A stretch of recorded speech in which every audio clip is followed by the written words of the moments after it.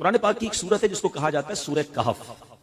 ٹھیک ہے, یہ 15ویں پارے کے آخر میں ہے, 16ویں پارے کے شروع میں ہے. اس کے بے شمار فضائل بھی ہیں, اس کی تلاوت بھی کیا کریں.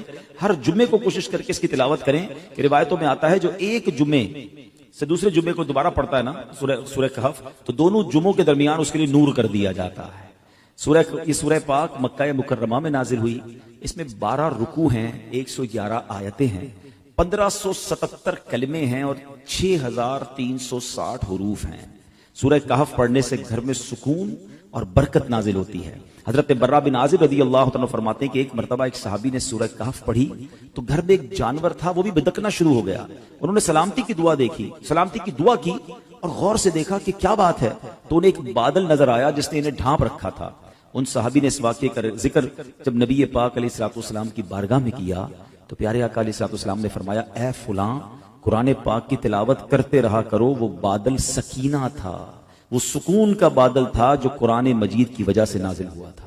تو سورہ کہف یہ سکون کا, یہ برکت کا باعث ہے. اور ایک اور جگہ پیارے آقا علیہ الصلوۃ والسلام فرماتے ہیں جو سورہ کہف کی ابتدائی 10 آیات یاد کرے گا وہ دجال کے فتنے سے محفوظ رہے گا. اچھا, اس صورت میں تلاوت کے فضائل تو اپنے ہیں. اس صورت سے ایک ہی صورت میں 3 کمال کے واقعات ہیں. ایک تو وہی کہف, غار, کہف کہتے ہیں غار کو, غار والا واقعہ ہے.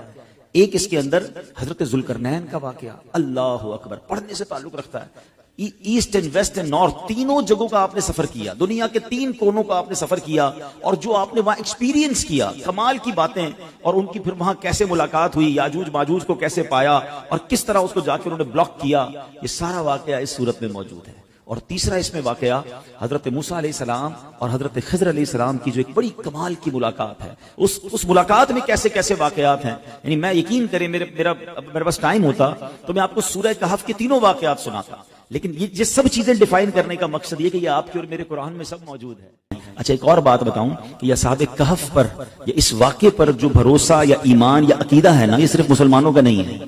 یہ دیگر مذاہب کی کتابوں میں بھی 7 سلیپرز کہلاتے ہیں, 7 سونے والے.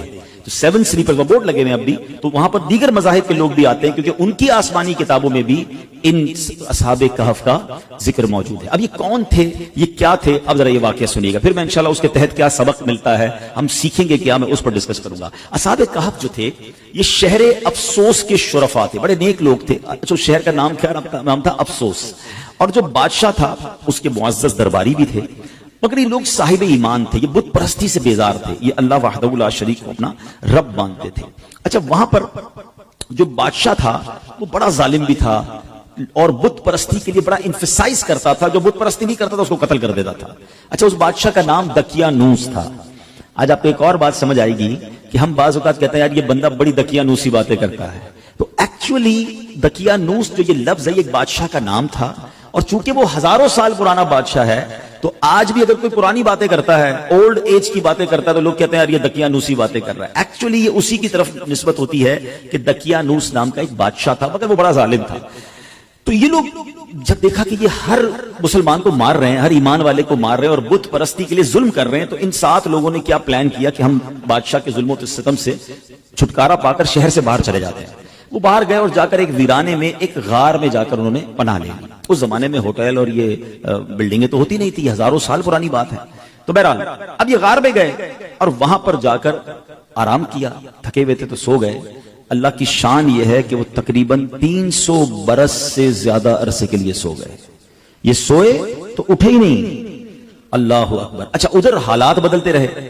بادشاہ کو جب پتا چلا کہ یہ لوگ غار کے اندر ہیں اور یہ مجھ سے چھپ کر گئے ہیں, بڑا ناراض ہوا اور اس نے اپنے ایک بندے کو بھیجا کہ جاؤ اس غار پر ایک دیوار بنا کے اس کو بند کر دو, یہ اندر ہی بھوکے پیاسے مر جائیں.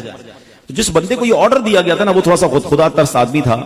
اس نے کیا کیا کہ ان 7 اصحاب کہف کے نام لکھے, پوری بات لکھی کہ یہ لوگ ایمان والے ہیں, بادشاہ کے ظلم سے جا کر اندر چھپے ہیں, اور ان کا یہ واقعہ ہے. ایک تختی لکھی, ایک صندوق کے اندر اس غار کے ساتھ دیوار میں اسے دفن کیا اور ایک دیوار کھڑی کر دی. حکم تو تھا بادشاہ کا. اب باہر والے لوگ یہ سمجھے کہ یہ بھوکے پیاسے اندر مر گئے. بہرحال ادھر بادشاہ کا انتقال ہوا, پھر دوسرا بادشاہ آیا, تیسرا بادشاہ, دور بدلتا گیا. اور یہاں جناب یہ سوئے ہوئے ہیں. آفٹر 300 years کیا ہوا کہ ایک اور بادشاہ آیا جس کا نام تھا بیدروس. وہ بڑا نیک دل بادشاہ تھا, ایمان والا بادشاہ تھا, اللہ پر ایمان لاتا تھا. مگر اس کے دور میں ایک عجیب و غریب فتنہ کھڑا ہوا. کچھ لوگوں نے یہ معاذ اللہ کہتے ہیں کہ شک پیدا کرنا شروع کر دیا, کمپلین کرنا شروع کر دی, آرگیومنٹ شروع کر دیا کہ مرنے کے بعد اللہ دوبارہ پیدا نہیں کر سکتا, یعنی مرنے کے بعد دوبارہ کوئی زندگی نہیں ہے. اب بادشاہ بڑا نیک دل آدمی, سمجھاتا لوگوں کو, لوگ اس کی بات کم سنتے, اس فتنے کی بات زیادہ سننے لگے. تو بادشاہ تہجد کی نماز میں رو رو کے اللہ سے دعا کرتا کہ میرے مولا کوئی ایسی نشانی عطا کر دے, کوئی ایسا اشارہ عطا کر دے کہ ان لوگوں کو سمجھ آ جائے کہ تو مرنے کے بعد دوبارہ زندہ کیسے کرے گا. اللہ کی شان دیکھیں, اس بادشاہ کے وہم و گمان میں بھی نہیں ہے کہ کوئی غار ہے اس کے شہر کے قریب جہاں کچھ لوگ سوئے ہوئے ہیں. سینکڑوں سال گزر گئے نا. اب اللہ کی شان دیکھیں, اس بادشاہ کی وہ گریہ بازاری, وہ دعائیں کیسی رنگ لائیں کہ ایک چرواہا جو تھا بکریاں چراتے چراتے اس غار کے قریب پہنچا. اب غریب پہنچا تو دیوار 300 سال پرانی ہو گئی تھی, تو دیوار دھڑام سے گری. جیسی غار کے اندر اس نے دیکھا تو وہ گھبرا کر دوڑ پڑا. اچھا, یہاں جیسی دیوار گری تو ان بندوں میں سے وہ 7 افراد اٹھ گئے. اچھا, وہ اٹھے تو وہ سمجھے ہم 2 4 6 گھنٹے 8 گھنٹے سو کر اٹھے, ٹھیک ہے نا. انہوں نے نماز وغیرہ پڑھی, اب کم بھوک لگ رہی ہے. تو ایک ساتھی کو کہا ذرا جانا باہر اور دیکھ بھال کر بادشاہ دقیانوس کے سپاہی کہیں پکڑ نہ لیں, کھانا لے کر آ گئے. وہ بندہ چھپتے چھپاتے بازار گیا تو سارے بازار کا ماحول ہی الگ, عمارتیں الگ. بہرحال اتنا اس کو خیال نہیں آیا. اس نے جا کر ایک دکاندار نان بھائی جو روٹی بیچنے والا تھا, اس کو اس نے پیسے دیے کہ مجھے کچھ روٹیاں چاہیے. تو نان بھائی نے جب وہ پیسے دیکھے کہا یہ سکے کہاں سے آ گئے, یہ تو کرنسی ختم ہو گئی تھی, 300 سال پرانی کرنسی تھی.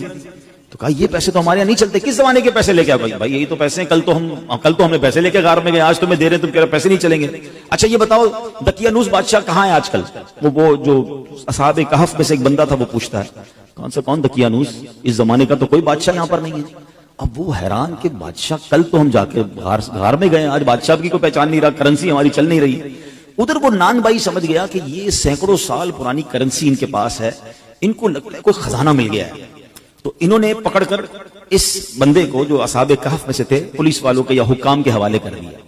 وہ حکام انہیں بادشاہ کے پاس لے گئے. بادشاہ کو جب یہ سارا واقعہ پتا چلا, اس نے کہا ہم تو دقیانوس بادشاہ کے زمانے کے لوگ ہیں, ہم تو سوئے اٹھے تو آپ بتا رہے ہیں کہ وہ بادشاہ بھی نہیں ہے, پیسے بھی یہ نہیں چل رہے, یہ زمانہ کون سا ہے؟ تو بادشاہ نے معلوم کیا تو پتا چلا کہ یہ 300 سال پرانی بات کر رہے ہیں. یہ کیسے پوسیبل ہے کہ بندہ بھی جوان ہے, بوڑھا بھی نہیں ہوا, اور 300 سال پرانی بات کر رہا ہے. کہ میں اکیلا نہیں ہوں, 7 6 اور بھی ہیں. کدھر ہے؟ کا غار میں ہے. چلو اب بادشاہ نے پورا لشکر لیا.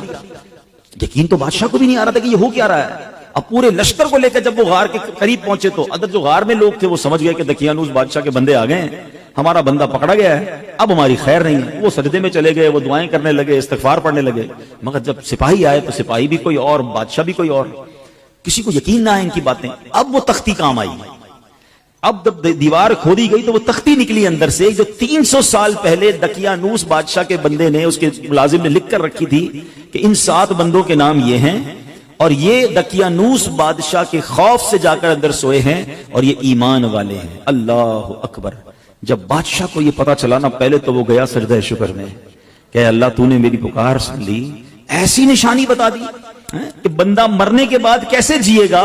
تو نے تو جیتے جی ہمیں دکھا دیا کہ تو چاہے تو 300 سال تک کوئی سویا رہے, نہ اس کا بال بھیکا ہو, نہ بال سفید ہو, نہ باڈی گلے, اور میرے رب تو نے انہیں پھر زندہ کر دیا. اب جناب پورا شہر آیا, سارے لوگ آئے جو بے ایمان ہو گئے تھے, جو اللہ کی قدرت کے انکاری ہو گئے تھے, سب کلمہ پڑھنے لگے, سب اللہ کی وحدانیت پر یقین لائے. سبحان اللہ. اب یہ جو اصحاب کہف تھے, سبحان اللہ, یہ لوگ جو تھے جب انہوں نے دیکھا کہ اب ماشاءاللہ سب لوگ ایمان لے آئے ہیں اور یہ کام سارا ہو گیا ہے, تو پھر انہوں نے کہا کہ اے بادشاہ ہم اللہ کے تمہیں سپرد کرتے ہیں, تمہارا کام ہو گیا. یہ پھر غار کے اندر گئے اور پھر سو گئے, اور اللہ نے اسی حالت میں انہیں وفات دی. بادشاہ بیدروس نے سال کی لکڑی کا صندوق بنوا کر اصحاب کہف کی مقدس لاشوں کو ان میں رکھوا دیا. اللہ کریم نے اصحاب کہف کے غار کا ایسا روب لوگوں کے دلوں میں ڈالا کہ لوگ ان کی قبروں تک نہیں جا پاتے تھے. اصحاب کہف کی لاشوں کا حفاظت کا انتظام بھی رب نے کیا, اور بیدروس بادشاہ نے غار کے منہ پر ایک مسجد بنائی, سالانہ 1 دن مقرر کیا, اور ہر سال لوگ وہاں پر ان کے گویا عرس میں جمع ہو کر اللہ کی عبادت کرتے, اور گویا وہاں جا کر عبادت کرتے. تو اے میرے پیارے اسلامی بھائیوں, یہ ایک واقعہ جو تفسیر قرآن کے ذریعے میں نے آپ کو سنایا. قرآن میں سورہ کہف میں یہ پورا تفصیل سے واقعہ موجود ہے. جو سورہ کہف پڑھتے ہیں یہ آیتیں بار بار پڑھتے ہوں گے. بسم اللہ الرحمن الرحیم. ام حسبت ان اصحاب الكهف والرقیم كانوا من آیاتنا عجبا اذ اول الفتية الى الكهف فقالوا ربنا آتنا من لدنك رحمة وهيئ لنا من امرنا رشدا فضربنا على آذانهم في الكهف سنين عددا ثم بعثناهم لنعلم أي الحزبين أحصى لما لبثوا أمدا نحن نقص عليك نبأهم بالحق إنهم فتية آمنوا بربهم وزدناهم هدى. کیا تمہیں معلوم ہوا، ترجمہ کنز ایمان سنیں، کیا تمہیں معلوم ہوا کہ پہاڑ کی کھو اور جنگل کے کنارے والے ہماری ایک عجیب نشانی تھے. جب ان جوانوں نے غار میں پناہ لی پھر بولے اے ہمارے رب ہمیں اپنے پاس سے رحمت دے اور ہمارے کام میں ہمارے لیے راہ یابی کے سامان کر، تو ہم نے اس غار میں ان کے کانوں پر گنتی کی کئی برس تھپکا. پھر ہم نے انہیں جگایا کہ دیکھیں دو گروہ میں کون ان کے ٹھہرنے کی مدت زیادہ ٹھیک بتاتا ہے. ہم ان کا ٹھیک ٹھیک حال تمہیں سنائیں. وہ کچھ جوان تھے کہ اپنے رب پر ایمان لائے اور ہم نے ان کی ہدایت بڑھائی سبحان اللہ. ان کے ناموں میں بہت اختلاف ہے. حضرت علی کرم اللہ تعالی وجہ الکریم فرماتے ہیں ان کے نام یہ ہیں: یملیخا، مکشکلینا، مشلینا، مرنوش، دبرنوش، شادنوش، اور ساتواں چرواہا تھا جو ان لوگوں کے ساتھ ہو لیا. حضرت علی نے اس کا ذکر نہیں فرمایا. اور ان لوگوں کے کتے کا نام کتمیر تھا اور لوگوں کے شہر کا نام افسوس تھا اور ظالم بادشاہ کا نام دکیانوس تھا. تفسیر ساوی میں کچھ اور نام بھی لکھے ہیں. ان ناموں میں کچھ اختلاف ضرور ہے مگر ان کے ناموں کی برکت کیا ہے سبحان اللہ. ذرا سنیے گا. حضرت ابن عباس رضی اللہ عنہ سے روایت ہے اصحاب کہف کے ناموں کا تعویذ 9 کاموں کے لیے مفید ہے: بھاگے ہوئے کو بلانے کے لیے اور دشمنوں سے بچ کر بھاگنے کے لیے. کوئی بھاگ گیا اس کو بلانا ہے یا خود دشمنوں سے بچنا ہے اس کے لیے بڑا مفید ہے. آگ بجھانے کے لیے کپڑے پر لکھ کر آگ میں ڈال دیں انشاءاللہ آگ بجھ جائے گی. بچوں کے رونے اور تیسرے دن آنے والے بخار کے لیے. مگر پھر بھی اس واقعے سے ہمیں درس کیا ملتا ہے کہ مرنے کے بعد زندہ ہونا، ہو کر اٹھنا یہ حق ہے. اور اصحاب کہف کے اس واقعے سے گویا رب نے ایک اور قدرت کا نظارہ ہمیں دکھایا سبحان اللہ. اور ایک اور بڑی پیاری بات پتہ چلی کہ جب بندہ اپنے ایمان کو بچا کر، اپنے دین کو بچا کر، اپنے آپ کو گناہوں سے بچا کر کسی سفر پر نکل جاتا ہے، کسی جگہ ہجرت کر جاتا ہے، وطن چھوڑتا ہے، پھر اللہ اس کی غیب سے مدد فرماتا ہے. اور ایسی مدد فرماتا ہے کہ عقل بھی کام نہیں کرتی. دیکھیں نا 300 سال غار میں اللہ نے حفاظت کی کیونکہ ایمان کی فکر تھی. کہ آج کے دور میں ہمیں ایمان بچانے کی فکر ہے؟ ہم تو بے ایمانوں کی دوستی میں بھی خوش ہیں. لوگ کہتے ہیں کوئی بات نہیں، میرا ایک دوست ہے بد مذہب ہے مگر میں پکا ہوں، میں بیٹھتا ہوں اس کے ساتھ، میں سنتا ہوں اس کی باتیں لیکن میں پکا ہوں، میں بیٹھتا ہوں. اللہ اکبر. ہمارے بزرگ وطن چھوڑ گئے، جان تکلیف میں ڈال دی مگر بے ایمانوں کی صحبت میں نہ بیٹھے. ابھی آئے گا نا ماہ رمضان تو کچھ شروع ہو جائیں گے سوشل میڈیا پر، ماہ مفسرین بن جاتا ہے نا. ہر بندہ قرآن کی تفسیر اپنی مرضی سے کر رہا ہوتا ہے، اپنے حساب سے جناب قرآن کھولیں گے. کوئی پینٹ شرٹ پہن کے قرآن سمجھا رہا ہوگا، کوئی داڑھی منڈا قرآن سمجھا رہا ہوگا، کوئی رمضان ٹرانسمیشن کے نام پر آپ کو بے وقوف بنائے گا. لوگ سب کی سنیں گے. اور اللہ کے بندو یہ ایمان کے بعض اوقات لوگ ڈاکو ہوتے ہیں. ہمیں قرآن سیکھنا ہے مگر عالم دین سے سیکھنا ہے نا، مفسر قرآن سے سیکھنا ہے. ایک صحیح العقیدہ عاشق رسول عالم دین سے سیکھنا ہے کہ ہر کسی سے سیکھنا ہے. لیکن نہیں یار بس وہ ہر کسی کو سوشل میڈیا کا شوق ہے، میں آج اس کی سن رہا ہوں کل اس کی سن رہا ہوں. پھر پریشان بھی رہتے ہیں. ہمارے پاس آتے بھی ہیں کہ مولانا صاحب یہ میں نے سنا تھا، میں کنفیوز ہوں. بھائی کس سے سنا تھا؟ یار فلاں سے سنا تھا. پہلے اس نے کہاں سے سنا یہ تو پوچھ کے آؤ. کبھی کسی موچی سے کپڑے سلوائے آپ نے کہ یار جوتے بڑے اچھے سیتا ہے کپڑے بھی اسی سے سلوا لوں؟ آپ کہیں گے نہیں یار موچی کا کام جوتے سینا، درزی کا کام کپڑے سینا ہے. ڈاکٹر آپ کا یار علاج بڑا اچھا کرتا ہے، آپ کہتے ہیں یار ڈاکٹر علاج بڑا اچھا کرتا ہے، گھر بھی اسی سے بنوا لیتا ہوں، گھر بھی اچھا بنا دے گا. ارے بھائی ڈاکٹر کا کام علاج کرنا ہے، بلڈر کا کام گھر بنانا ہے. دنیا کا ہر کام ہم اس کے ایکسپرٹ سے کرواتے ہیں، سیکھتے ہیں، مگر دین جس کی مرضی ہے وہ سکھائے اور ہم بیٹھ کے سن رہے ہوتے ہیں. نہ کریں ایسا. آپ اصحاب کہف کے اس واقعے سے سمجھو کہ ایمان کی اہمیت کیا ہے. سیدی اعلیٰ حضرت نے 100 سال پہلے سمجھایا. کیا فرمایا؟ سونا جنگل رات اندھیری، چھائی بدلی کالی ہے، سونے والو جاگتے رہیو چوروں کی رکھوالی ہے. آنکھ سے کاجل صاف چرا لیں، یہاں وہ چور بلا کے ہیں، تیری گٹھڑی تاکی ہے اور تو نے نیند نکالی ہے. اب یہ محاورہ کتنا کمال کا ہے. آنکھ سے کاجل چرانا کیسے؟ کاجل تو آنکھ کے اندر ہی ہوتا ہے. اعلیٰ حضرت کہتے ہیں اتنے شاطر ہیں، اتنے مکار ہیں کہ تمہیں پتہ بھی نہیں چلے گا اور تمہاری آنکھ سے کاجل چرا لیں گے. قرآن کے نام پر تمہارا ایمان چھین لیں گے، تفسیر کے نام پر دین کی بات کرنے آئیں گے اور تمہارا ہی دین لے کے چلے جائیں گے، تمہارے عقیدے میں وسوسے کی سوئی چبو کے چلے جائیں گے. تو یہ سمجھنا ہے کہ میں نے اپنے دین کی، اپنے ایمان کی حفاظت کیسے کرنی ہے. اور سبحان اللہ ایک اور بات یہ پتا چلا کہ بیدروس بادشاہ نیک دل مسلمان تھا نا، اچھا قرآن میں واقعہ موجود ہے نا، اس نے کیا کیا کہ ایک دن مقرر کیا سال کا، اور بزرگوں کے مزار کے پاس جا کر پورا سال میں ایک دن مقرر کر کے لوگ وہاں جاتے تھے، گویا ان کا عرس مناتے تھے، وہاں عبادت کرتے تھے، رب کی عبادت کرتے تھے۔ تو پتا چلا کہ آج بھی اگر بزرگان دین کے مزارات پر کوئی سال میں ایک دن مقرر کر کے اللہ کی عبادت وہاں کی جائے اور ان کا عرس منایا جائے، فاتحہ پڑھی جائے، تو اس میں کوئی حرج نہیں ہے۔ اصحاب کہف کا یہ واقعہ ہی ہمیں یہ سبق دے رہا ہے، قرآن ہمیں یہ بتا رہا ہے، سبحان اللہ۔ تو بہرحال میرے پیارے اسلامی بھائیوں، یہ ایک واقعہ بیان کرنے کا مقصد یہ تھا کہ قرآن میں کیسے کیسے خزانے موجود ہیں۔ تو پلیز اس رمضان میں صرف قرآن پاک کی تلاوت نہیں کرنی، قرآن پاک کو انڈرسٹینڈ کرنے کی طرف بھی آئیں۔ اللہ کی رحمت سے دعوت اسلامی کے ماحول میں ہمیں تفسیر قرآن صراط الجنان بڑی آسان اردو زبان میں دے دی گئی ہے، اس کو پڑھیں، پڑھ نہیں سکتے تو اس کی آڈیو جاری کر دی گئی ہے، سننا شروع کر دیں۔ آپ دیکھتے ہوں گے دعوت اسلامی والے تو پورا سال ہی فجر کی نماز کے بعد مسجدوں میں تفسیر قرآن کچھ ایک دو صفحے پڑھ کے سناتے ہیں، کیوں؟ تاکہ روز کچھ نہ کچھ قرآن جو ہے وہ ہمارے دل میں اتر